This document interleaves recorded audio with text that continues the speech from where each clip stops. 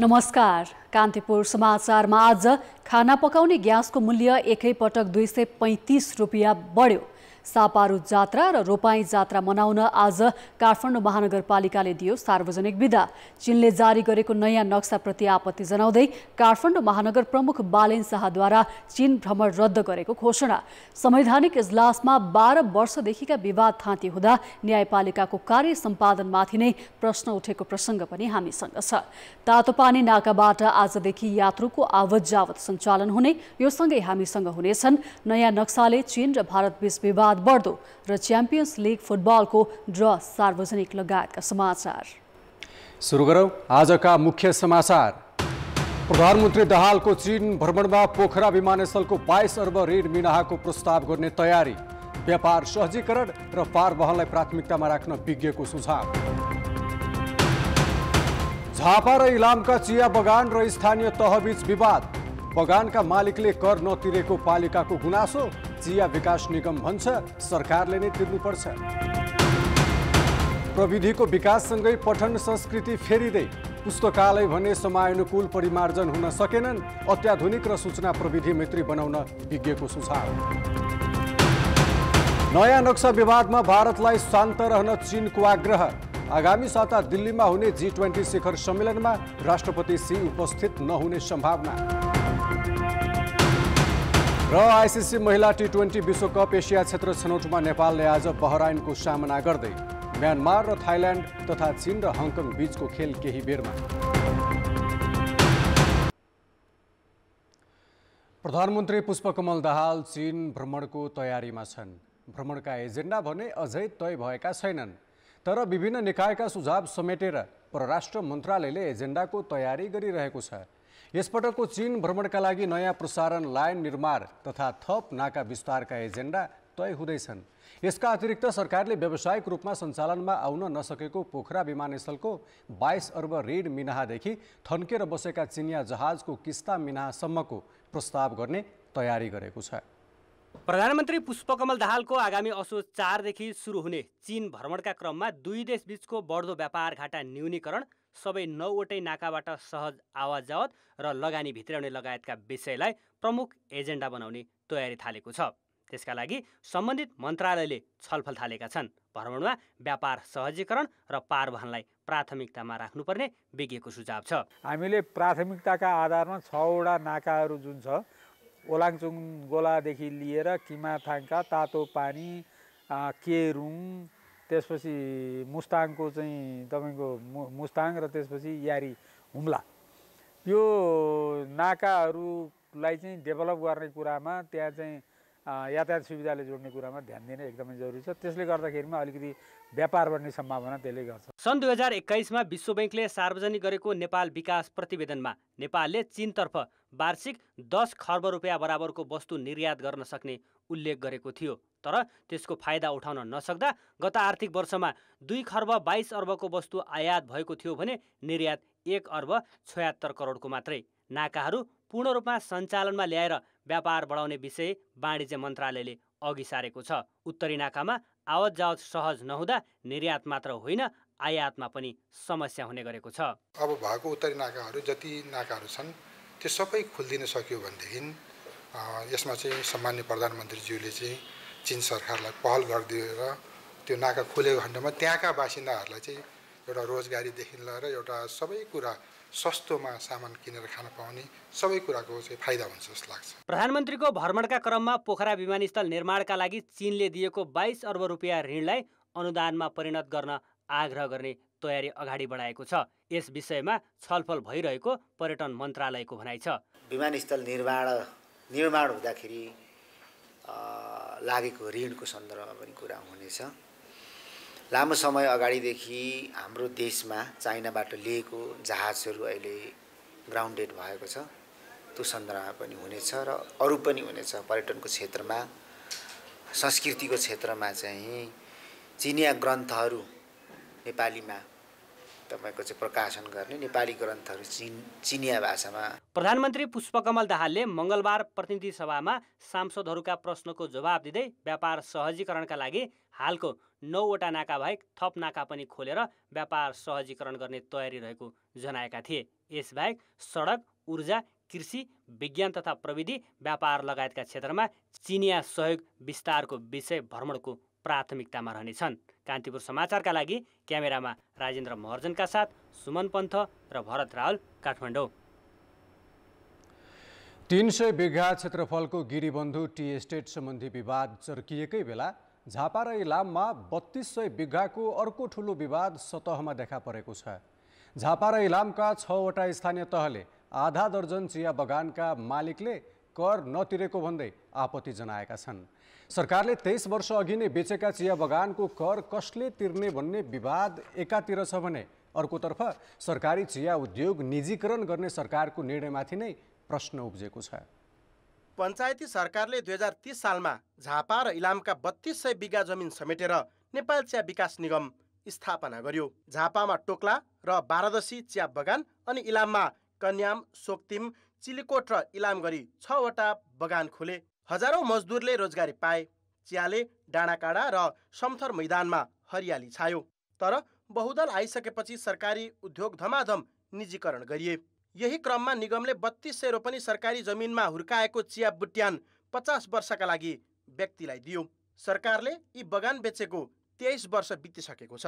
2057 सालमा सरकारले 65% share Triveni Shanghai समूहका पुरुषोत्तम लाल सङ्घाईलाई बेच्यो। बगान लिजमा लिँदा त्रिवेणी ग्रुपले सरकारलाई 26 करोड रुपैयाँ तिर्ने सम्झौता भएको थियो।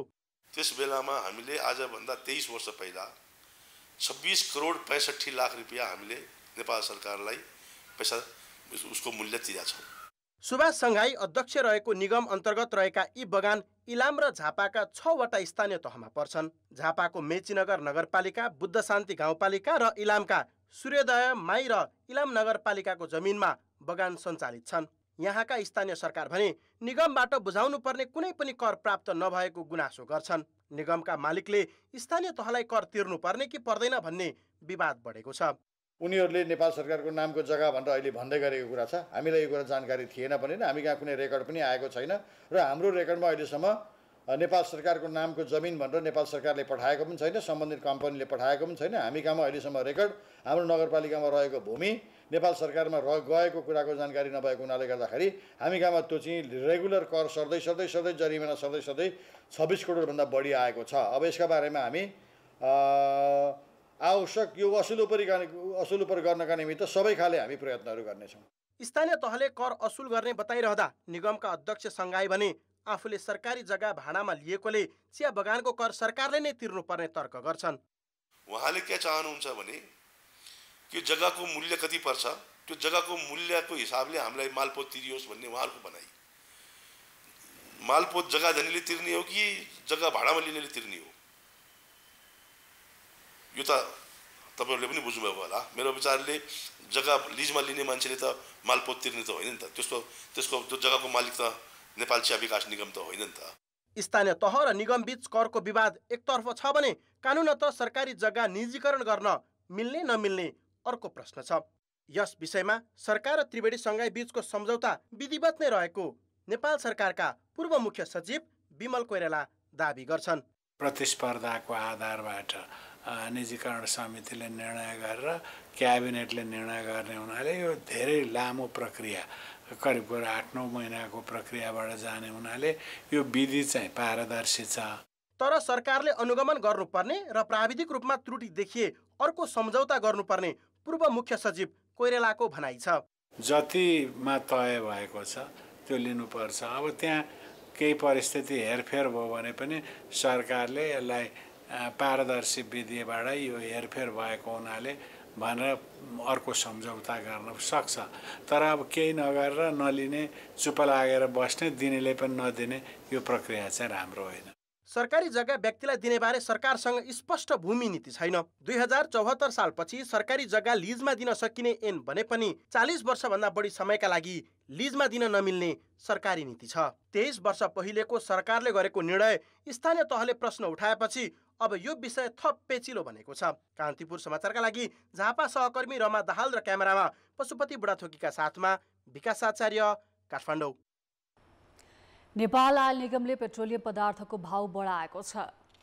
पेट्रोल प्रति लिटर 4 र डिजेल तथा मट्टीतेलमा 3 रुपियाँ बढाइएको हो। खाना पकाउने ग्यासमा भने एकैपटक 235 रुपियाँ मूल्य बढेको छ। इन्डियन आयल कर्पोरेसनबाट प्राप्त नयाँ खरिद मूल्य अनुसार भाउ बढेको नेपाल आयल निगमले जनाएको छ।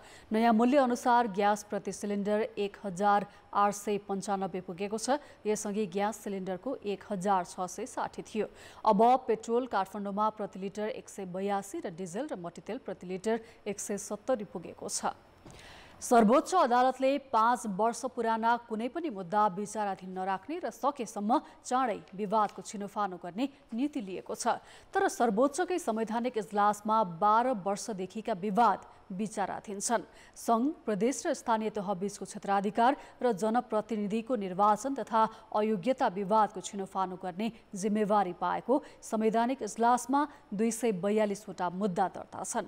तर यी विवादको टुङ्गो नलाग्दा नेतृत्वको क्षमतामा मात्र नभएर न्यायपालिकामाथिको विश्वसनीयतामाथि नै प्रश्न उठ्न थालेको छ। 2074 सालको प्रदेशसभा निर्वाचनमा तनहुँबाट 5 मतले पराजित काङ्ग्रेस नेता प्रदीप पौडेलले पुनः मतगणनाको माग गर्दै सर्वोच्च अदालतको संवैधानिक इजलासमा रिट दर्ता गरेका थिए। संवैधानिक इजलासले समयमै उनको रिट टुङ्गो लगाएन। पौडेल 2079 सालको प्रतिनिधि सभा निर्वाचनमा काठमाडौँ क्षेत्र नम्बर 5बाट निर्वाचित भइसकेपछि रिटको औचित्यता समाप्त भएको भन्दै खारेज गरियो। संविधानको धारा 137ले संघ र प्रदेश र स्थानीय तह तथा स्थानीय तह बीचको अधिकार क्षेत्रमा विवाद भए संवैधानिक इजलासले हेर्ने गरी क्षेत्राधिकार तोकेको छ।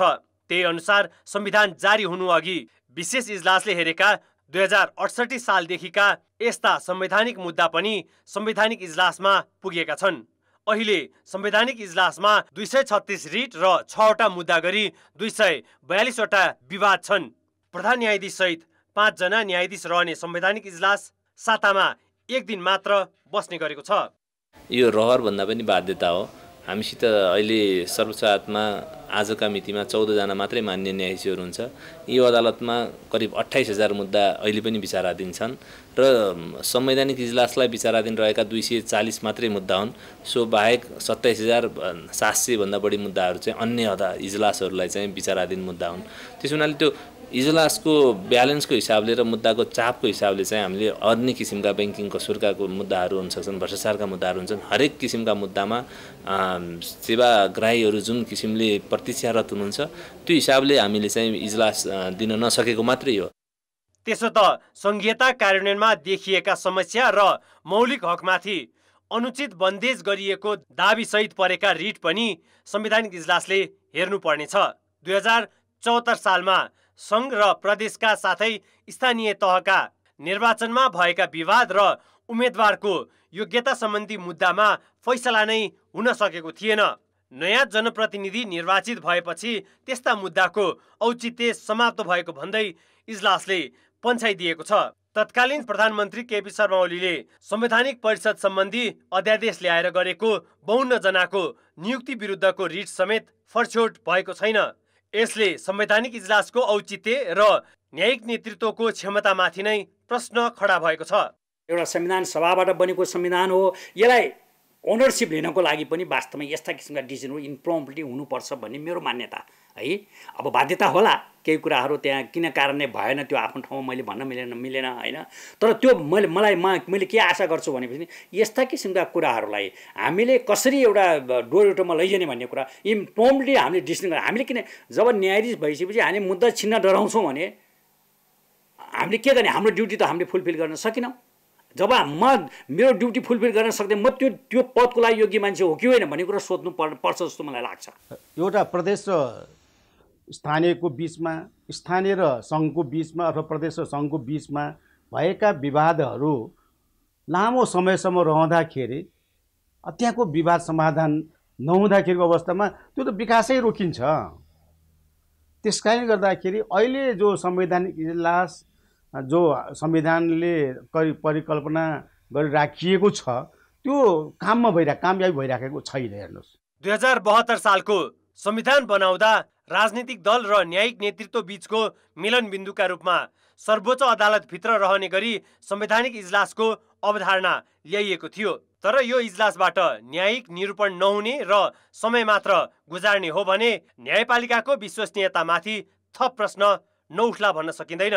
कान्तिपुर समाचारका लागि क्यामेरामा विकास जोशी र सुरज खड्काका साथ सुबिन्द्र श्रेष्ठ, काठमाडौँ। अब बाँकी समाचार।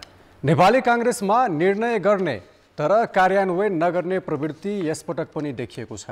काङ्ग्रेस केन्द्रीय समितिले गरेका निर्णय नै कार्यान्वयन नभएको हो। गत साउन 10 गते सम्पन्न काङ्ग्रेस केन्द्रीय समिति बैठकले वार्षिक कार्यतालिका पारित गरेको थियो, जसमा यही भदौ 15 गतेभित्र पार्टीका विभाग, भ्रातृ तथा शुभेच्छुक संस्थालाई पूर्णता दिने उल्लेख छ। तर केन्द्रीय समिति बैठक सम्पन्न भएको 1 महिना बितिसक्दा पनि काङ्ग्रेसले विभाग, भातृ तथा शुभेच्छुक संस्था गठन गर्न सकेन। हामी निर्णय गर्दाखेरि भावनामा आउँछौँ, निर्णय गर्छौँ, तर त्यसलाई कामकाजमा उतार्न सक्दैनौँ, व्यवहारमा उतार्न सक्दैनौँ। यो कल्चर जबसम्म हामी बदल्दैनौँ, यो संस्कार जबसम्म हामी बदल्दैनौँ, तबसम्म हामीले समाज पनि बदल्न सक्दैनौँ जस्तो लाग्छ मलाई। हामी गफगाफ कम, कामकाज बढी गर्ने कल्चरतिर जानुपर्छ। केन्द्रीय कार्य समिति बैठकले नै सर्वसम्मत पारित गरेको वार्षिक कार्यतालिका कार्यान्वयनमा सुरुमै अडचन देखिएको छ। विधानअनुसार पार्टी सञ्चालन नगरिएको भन्दै नेतृत्वको आलोचना हुँदै आएकोमा यसपटक पनि आलोचना सुरु भइसकेको छ। तर काङ्ग्रेसको संस्थापन पक्षका नेता आगामी असोज 4 गते बस्ने केन्द्रीय समिति बैठकअघि पार्टीका विभाग, भातृ तथा शुभेच्छुक संस्थाले पूर्णता पाउने दाबी गर्छन्। कार्यान्वयनमा के ढिलो भएको छ, यो हाम्रो कमजोर पक्ष हो। यसलाई कमजोरीका रूपमा स्वीकार गर्नुपर्छ र चाँडोभन्दा चाँडो कार्यान्वयन गरेर जानुपर्छ। अब असोजको 2 गते अर्को केन्द्रीय कार्य समितिको बैठक बस्ने भनिएको छ, 4 गते होला। अब त्यो बैठक बस्नुभन्दा पहिला कमसेकम गएका बैठकका निर्णयहरूमा के न के त चाहिँ त कार्यान्वयन हुने, प्रगति हुने त गर्नै पर्छ, त्यो होला। केन्द्रीय समिति बैठकले पार्टीका 22 वटा विभाग थप गरेर 70 बनाउने निर्णय गरेको थियो, तर पुरानै विभागले समेत कहिले पूर्णता पाउने भन्ने अनिश्चित बनेको छ। सभापति शेरबहादुर देउबाको प्राथमिकतामा नपर्दा निर्णयमा ढिलाइ भएको आरोप असन्तुष्ट पक्षको छ। आज भदौ 15 गते नेपालमा यो दिनलाई 2 दशकदेखि पुस्तकालय दिवसका रूपमा मनाउन थालिएको हो। ज्ञानको भण्डार मानिने पुस्तकालय भने समयानुकूल परिमार्जन हुन सकेका छैनन्। पठन संस्कृति नै फेरिँदै गएकाले अब अत्याधुनिक प्रविधिको प्रयोग गरी पुस्तकालय पनि सूचना प्रविधि युक्त बनाउनु पर्ने सुझाव विज्ञको छ। कुनै समय थियो कसैलाई कुनै ग्रन्थ, किताब, इतिहास वा पुराण पढ्नु परे पुस्तकालयकै भर पढ्नु पर्थ्यो। तर अहिले भने ती कुरा खोज्न पुस्तकालय नै धाउनु पर्दैन। इन्टरनेटमा ती सामग्री छन् कि भन्ने सर्च गर्ने जमात ठुलो छ। सूचना प्रविधिको पहुँचले यो सम्भव भएको हो, तर हाम्रा पुस्तकालय इन्टरनेटमा आधारित छैनन्। अब धुलो टकटक्याउँदै किताब खोज्ने भन्दा अनलाइन क्याटलगमा किवर्ड हालेर किताब खोज्दा उपलब्ध हुने पुस्तकालयको खाँचो रहेको विज्ञ बताउँछन्। यो पुस्तक मात्रै नभएर विभिन्न अन्य कुराहरू पनि, जस्तै अब पढ्ने बाहेक पनि सुन्ने विभिन्न रेकर्डिङहरू, इम्पोर्टेन्ट रेकर्डिङहरू, प्रवचनहरू, त्यस्तै हेर्ने पनि श्रव्य दृश्य सामग्रीहरू संसारभरिमा चाहिँ अब ज्ञान बढाउनको लागि त हामीलाई पढेर मात्रै एउटा बाटो हो, इम्पोर्टेन्ट बलियो बाटो हो। अन्य बाटोहरूको पनि हामीले सुरु गर्नुपर्छ। यहाँको तर्फबाट नेपालको सेन्ट्रल लाइब्रेरीले त्यस्ता खालको बाटोहरू अहिले हामीले नीतिगत रूपमा चाहिँ स्वीकार गरेका छौँ। त्यसरी अगाडि कम्पाइल गर्ने प्रोसेस सुरु भएको छैन। नेपालमा शैक्षिक संस्था, सरकार, गुठी र सामाजिक संस्थाले खोलेका 100औं पुस्तकालय छन्। पुस्तकालयमा उपलब्ध किताब, लेखक, प्रकाशकको नाम लगायतका जानकारी सहित अनलाइन क्याटलग राख्न सके संसारभरिबाट जो कोहीले सहज पहुँच पाउन सक्छन्। तर प्रविधि र पाठकमा आएको परिवर्तनलाई पुस्तकालयले बुझ्न नसक्दा अधिकांश पुस्तकालयमा यस्तो सेवा छैन। त्रिभुवन विश्वविद्यालय अन्तर्गतको केन्द्रीय पुस्तकालयले भने आफूसँग भएका केही सामग्रीको सूची अनलाइनमै राखेको छ। लेखक, प्रकाशकको पूर्व स्वीकृति बिना किताबको डिजिटल कपी बनाउँदा कानुनी प्रश्न उठ्ने भएकाले पनि पुस्तकालयहरू डिजिटाइज गर्न हच्किने गरेका छन्। त्यसैगरी समुदाय स्तरमा सामाजिक प्रतिष्ठानका लागि पुस्तकालय खोलिए पनि त्यसको रेखदेख र व्यवस्थापनमा दाता र सञ्चालकको ध्यान नपुग्दा समस्या भएको पुस्तकालय विज्ञानका जानकार बताउँछन्। पुस्तकालय खोल्ने कुरा चाहिँ एउटा लहर जस्तो देखिने, एउटा सामाजिक अभियन्ता, राजनीतिक कर्मी ले चाहिँ नि केही नयाँ काम गर्नु पर्यो भने त्यो के त भन्दाखेरि पुस्तकालय खोल्ने।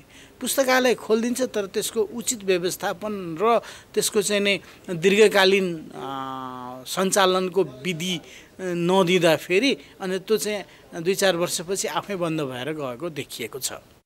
सरकारी तथा गैर सरकारी तहबाट यी पुस्तकालयको अभ्यास भने थालिएको छ। सरकारी संयन्त्रको सुस्तताले शैक्षिक सत्र सुरु हुने बित्तिकै विद्यार्थीले किताब पाउन नसक्दा उनीहरूका लागि डिजिटल कपी नै उपलब्ध गराउन थालिएको छ। तर यस्तो सेवामा सन्दर्भ सामग्रीहरू भने आंशिक रूपमा मात्र उपलब्ध छन्।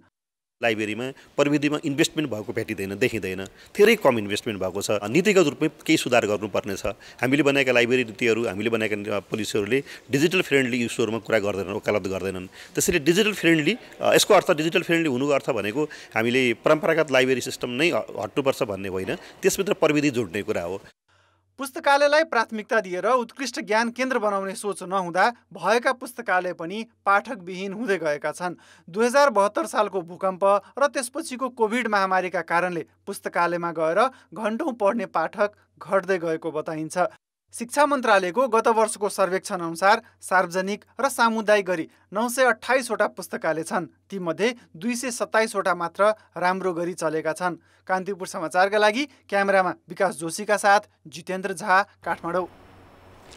लामखुट्टेको टोकाइबाट हुने डेङ्गी संक्रमण नियन्त्रणमा तीनै तहका सरकारले प्रभावकारी काम गर्न सकेका छैनन्। यो वर्ष मात्रै 21,206 जनामा डेङ्गी संक्रमण पुष्टि भएको छ। डेङ्गीकै कारण 13 जनाको मृत्यु भइसकेको छ। अहिले देशका 75 जिल्लामा संक्रमण फैलिएको छ। स्वास्थ्य मन्त्रालयले डेङ्गी रोग नियन्त्रण, रोकथाम तथा व्यवस्थापन सम्बन्धी रणनीति 2019लाई आधार मानेर चालु आर्थिक वर्षका लागि सङ्घ, प्रदेश र स्थानीय तहको भूमिका सहित कार्ययोजना बनाएको छ। तर 3 तहका सरकारबीच राम्रो समन्वय नहुँदा डेङ्गी नियन्त्रण हुन सकेको छैन। यो वर्ष हुम्ला र मुगु बाहेकका 75 वटै जिल्लामा संक्रमण देखिसकेको एपिडेमियोलोजी तथा रोग नियन्त्रण महाशाखाको तथ्याङ्क छ। स्वास्थ्य मन्त्रालय भने 3 तहकै सरकारबीचको सहकार्यमा नियन्त्रणको प्रयास भइरहेको दावी गर्छ। स्वास्थ्य मन्त्रालयले विस्तृत कार्ययोजना नै बनाएर कसले कसरी के काम गर्ने भनेर त्यसको बनाएर सबैलाई बुझाउने काम, त्यसको एडभोकेसी गर्ने काम चाहिँ अगाडि बढाएको र निगरानी प्रणालीहरूलाई पनि चुस्त दुरुस्त बनाउनलाई सबै तह र तबकामा जुन आबद्ध रहने स्वास्थ्य संस्थाहरूमा चाहिँ अभिमुखीकरण गर्ने कामहरू गरिएको। डेङ्गीबाट यो वर्ष सबैभन्दा धेरै सुनसरी, मोरङ, धादिङ र झापा प्रभावित भएका छन्। यी जिल्लामा यो महिना मात्रै 500 भन्दा धेरैमा संक्रमण देखिएको छ। यसैगरी यो महिना देशैभर 13,363 संक्रमित थपिएका छन्। सरकारले नियन्त्रणका लागि प्रयास भइरहेको दावी गरे पनि प्रभावकारी काम नभएको गुनासो नागरिकको छ। न स्थानीय निकाय न चाहिँ यो के भन्छ पालिकाले केही गर्छ, केही गरेको छैन। सबै सुतेर बसेका छन्। बिरामी बढै छन्। बिरामी जसरी कोरोना बढेको छ त्यसरी नै बढै छ। यो अलिकति जनसहभागितालाई व्यवस्थित गर्नलाई र सरकारी तवरबाट त्यसमा गर्नुपर्ने पहलहरू एकत्रित रूपमा जानु जरुरी छ। त्यो चाहिँ हुन सकेको छैन जस्तो अहिले पनि लाग्छ। डेङ्गी महामारी नियन्त्रण गर्ने दायित्व प्रदेश र स्थानीय तहको पनि हो भन्दै सङ्घीय सरकार जिम्मेवारीबाट पन्छिन खोजिरहेको छ। यस्तो महामारीका बेला एक समन्वय नहुँदा त्यसको मार सर्वसाधारणले खेप्नु परेको दावी विज्ञको छ। संविधानको अनुसूची 5, 6, 7, 8, 9ले अधिकारहरू छुट्याइदिएको छ हैन। कोले के काम गर्ने जिम्मेवारी छुट्याएको छ। रोग नियन्त्रणको पूर्ण जिम्मेवारी सङ्घीय सरकार हो। सङ्घीय सरकारले प्रदेश, स्थानीय देखाउन पाउँदैन। सङ्घीय सरकारले रणनीति बनाएर रोग नियन्त्रण हुन्छ हैन। रणनीति एउटा माध्यम हो, त्यो कार्यान्वयन गर्नुपर्ने। रणनीति बनाउँदैछौँ, कार्यान्वयन मान्छे रोग लागिसक्यो, कहिले बनाउँछ त्यो कार्यान्वयन हैन। त्यो त तत्काल गरेर कार्यान्वयन गर्नु पर्यो। अनि रोग लागेकै बेलामा कार्यान्वयन गर्ने कि त्यो अगाडि नै कार्यान्वयन गर्ने हैन। त्यो त हामी मैले भने नि त्यो त पहिल्यैदेखि लाग्नु पर्यो। गत वर्ष 54,500 भन्दा बढीमा डेङ्गी संक्रमण पुष्टि भएको थियो। डेङ्गीकै कारण 88 जनाले ज्यान गुमाएका थिए। यो वर्ष पनि अझै 3 महिना जोखिम हुने सरकारले जनाएको छ। अब जनमतमा आजको प्रश्न। जनमत हाम्रो प्रश्न छ, डेङ्गी नियन्त्रण गर्न तीनै तहका सरकारबीच समन्वय नहुनुलाई के भन्ने? ए जनस्वास्थ्यमाथिको व्यवस्था, बी दायित्वबाट पन्छिने मेलो र सी स्पष्ट नीतिको अभाव। जनमतको अन्तिम परिणाम आज साँझ 8 बजेको कान्तिपुर समाचारमा प्रसारण गर्नेछौँ। कृपया NEWS न्युज स्पेस AB वा C टाइप गरी 34001मा SMS गरी आफ्नो मत व्यक्त गर्नुहोला। अर्थ र विकास उद्यमी तथा व्यवसायीलाई सहज बनाउन भन्दै नेपाल राष्ट्र ब्याङ्कले चालु पुँजी कर्जा मार्गदर्शन संशोधन गरे पनि निजी क्षेत्र आशावादी देखिएको छैन। राष्ट्र ब्याङ्कले उत्पादनमूलक क्षेत्रलाई मात्रै प्राथमिकतामा राखेकाले यसबाट व्यापार गर्नेहरूलाई सहयोग नपुग्ने उनीहरूको भनाइ छ। व्यापारलाई पनि उत्पादनमूलक क्षेत्रलाई जस्तै सुविधा दिनुपर्ने व्यवसायीहरूको माग छ। कसिलो मौद्रिक नीतिका कारण बजार विस्तार हुन नसकेकाले नीतिगत रूपमा नै संशोधन गरी खुकुलो बनाउन आवश्यक रहेको उनीहरूको भनाइ छ। ब्याजदर र कर घटाउनु पर्ने माग गरेका व्यवसायीले राष्ट्र ब्याङ्कले आफूहरूको सुझाव सुन्दै नसुनेको गुनासो गरेका छन्। न त अर्थ मन्त्रालय गम्भीर भएको छ, न केन्द्रीय ब्याङ्क गम्भीर भएको हामीले पाएका छौँ। क्या यो अर्थतन्त्र चलायमान गर्नलाई त एउटा ठोस निर्णय पो लिनुपर्ने हुन्छ। एकदम यो अहिले पनि जुन यो चालु पुँजी कर्जा निर्देशिकामा संशोधन गरियो त्यसले पनि निजी क्षेत्रलाई उत्साहित गरिएको छैन भने यसको मतलब कहीँ न कहीँ केही ठुलो दबाब त हाम्रो नियामक निकायहरूलाई त परेको छैन भन्ने निजी क्षेत्रलाई पनि शङ्का उत्पन्न हुन सकेको छ। नीतिगत अस्थिरताका कारण पनि निजी क्षेत्र ढुक्क हुन सकेको छैन। अर्थतन्त्र चलायमान बनाउन लगानीमा आश्वस्त पार्दै उत्पादनको लागत घटाउने नीति चाहिने निजी क्षेत्र बताउँछ। राज्यले अहिले राज्यको नीति के हो भन्ने कुरा प्रष्ट भनिदिनु पर्यो र लगानी गर्ने क्षेत्र यो हो, यहाँ लगानी गर्ने तिमीहरूलाई नोक्सान हुँदैन, नाफा गर्नको लागि के गर्नुपर्छ भन्नु पर्यो। इन्करेजमेन्टको कामहरू गर्नु पर्यो र अहिलेको जुन छ हाम्रो लागत कम गर्नको लागि चाहे कृषिमा भन्नुहोस् चाहे उत्पादनमा भन्नुहोस् लागत कम गर्नको लागि उहाँहरूले चाहिँ नि करको माध्यमबाट हुन्छ या केबाट हुन्छ कम गरिदिनु पर्यो। जनताहरूको आम्दानी बढाउनको लागि करको दर कम गरिदिनु पर्यो। आफूहरूलाई लक्षित गरेर नीति बने पनि राष्ट्र ब्याङ्कका निर्देशनहरू भने त्यस अनुरूप नभएको साना उद्योगीको आरोप छ। साना उद्योगीले ब्याज र किस्ता बुझाउन सक्ने अवस्था नरहेकोले त्यस्ता उद्योगीको ऋण पुनर्तालिकीकरण गर्नुपर्ने उनीहरूको माग छ।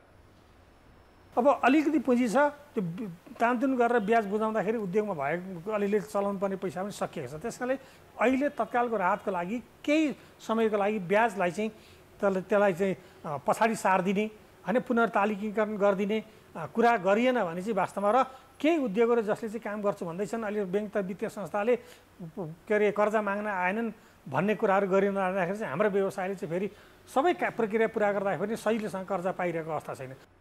दसैँ तिहार नजिकिँदै गर्दा आयात गरेको सामान बिक्री हुन्छ भन्नेमा पनि व्यापारीहरू ढुक्क छैनन्। सरकारको राजस्व बढाउन आर्थिक क्रियाकलाप चलायमान बनाउनु पर्ने र त्यसका लागि आम मानिसको क्रय शक्ति बढाउन करदेखि ब्याजदर घटाउनु पर्ने निजी क्षेत्रको माग छ। अब जनताको आवाज हामीले 7 प्रदेशमा सोधेका छौँ। आर्थिक क्षेत्रमा देखा परेको निराशा हटाउन के गर्नु पर्ला?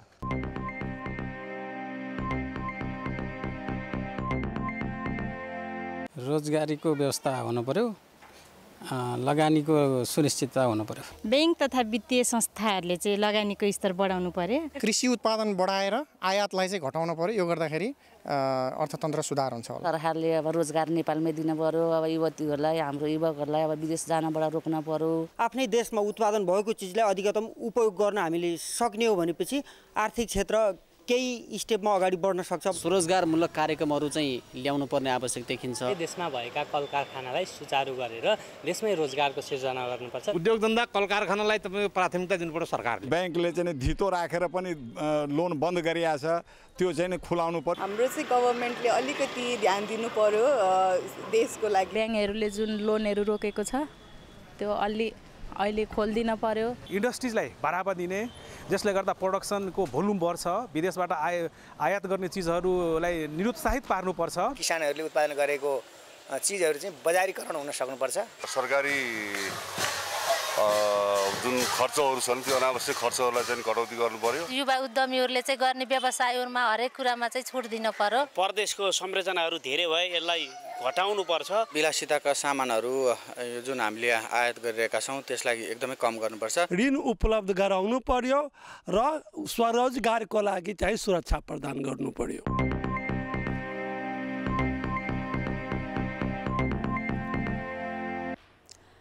दाङमा 3 वर्ष अघि थालिएको मकैको बिउ उत्पादन कार्यक्रम प्रभावकारी बन्दै गएको छ। उत्पादन र मूल्यका हिसाबले राम्रो फाइदा हुने भएपछि मकै खेतीको क्षेत्रफल बढ्दै गएको छ भने देउखुरी र तुलसीपुरलाई पकेट क्षेत्र बनाएर बिउ उत्पादन थालेसँगै किसानहरू पनि उत्साहित बनेका छन्। दाङको देउखुरी क्षेत्रमा मकैको स्वदेशी वर्णशंकर बिउ उत्पादन फस्टाउँदै गएको छ। प्रधानमन्त्री कृषि आधुनिकीकरण परियोजना मार्फत किसानहरूले मकैको वर्णशंकर बिउ उत्पादन गर्दै आएका हुन्। राम्रो फाइदा हुने भएपछि किसानहरू बिउ मकै खेतीतर्फ आकर्षित भएका छन्। मकै खेती हुने क्षेत्रफल वर्षेनी बढ्दै गएको छ भने किसानले पहिलेको तुलनामा 5 गुणासम्म बढी आम्दानी लिन थालेका छन्। यो बिउ मकै नै हामीलाई फाइदा लाग्छ, स्याहार्न पनि सजिलो छ, ठ्याक्कै बर्खामा पर्दैन अनि बेच्नलाई पनि टेन्सन न। पहिला हाम्रो मूल्य क्लियर भाव हुन्छ, यति भाव भनेर भनेको समयमा डिएपी पाइएको भए 90 केजी नै हामीले 120 केजी त्योभन्दा पनि बढी फलाउन सक्ने लक्ष्य लिएका छौँ।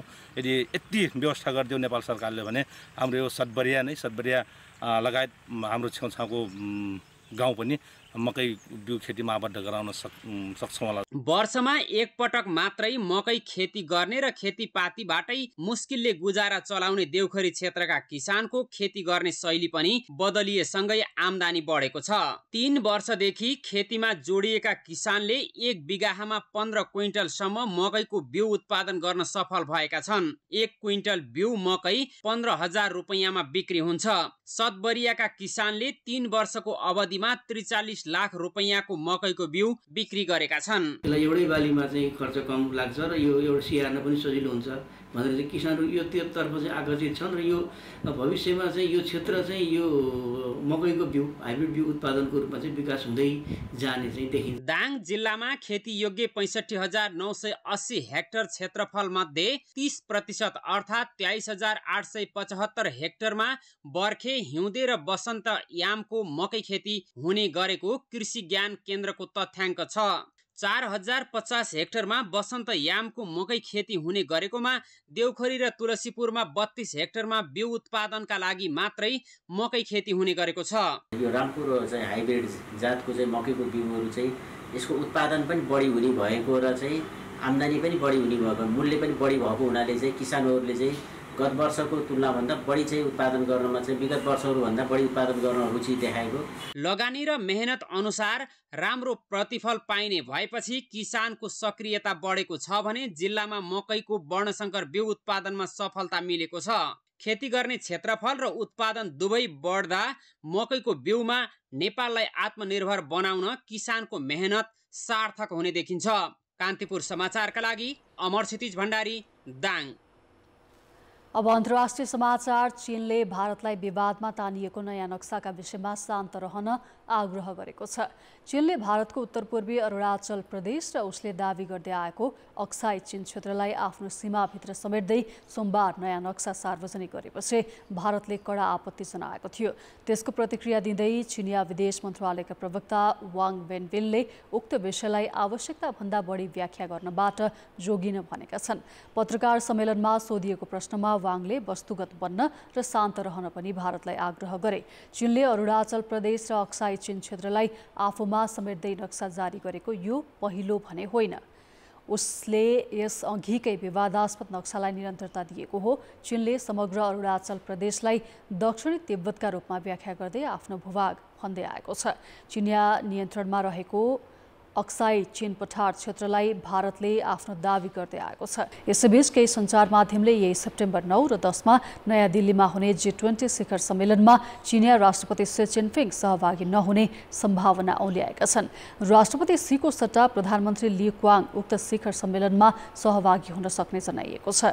नक्सा विवादले उब्जाएको तनावका कारण नै सीले भारत भ्रमण रद्द गरेको नाम नखुलाइएको स्रोतले रोइटर्सलाई जनाएको छ।